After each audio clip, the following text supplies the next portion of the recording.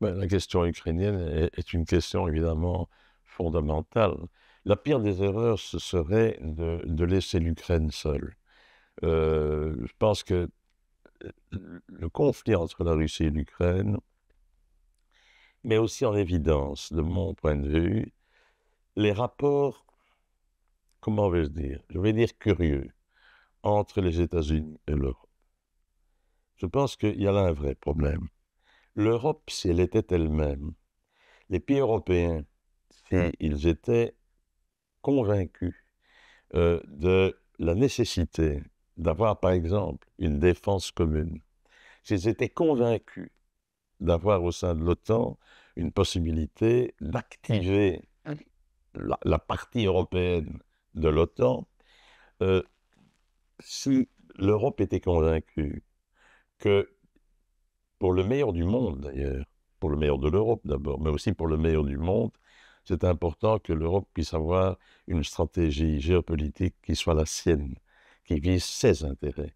Bien sûr, on sera toujours des partenaires privilégiés des États-Unis, mais j'ai déjà eu tellement l'occasion, et tellement souvent l'occasion de dire qu'on ne peut pas être juste les valets des États-Unis. On doit être nous-mêmes. Bien sûr que notre préférence va à une alliance avec les États-Unis, mais on servirait d'ailleurs aussi la sécurité américaine, on servirait beaucoup mieux euh, les États-Unis si on était nous-mêmes et pas tout le temps être obligé de faire comme eux voudraient bien qu'on fasse. Parfois d'ailleurs, on est tellement naïf qu'on anticipe ce qu'ils ne nous demandent même pas. Bon, je vais donner un exemple.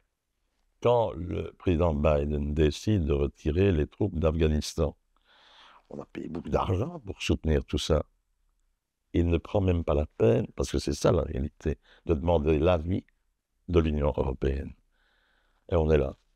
Et le lendemain, que dit-il par rapport à la guerre en Ukraine? Il dit nous n'interviendrons pas militairement. C'est un signal extraordinaire envoyé à Poutine. Et le lendemain, le secrétaire général de l'OTAN dit nous n'interviendrons pas militairement. Ça veut dire quoi? Ça veut dire qu'en fait, la stratégie géopolitique, dans ce cas-ci, elle est en réalité décidée à Washington.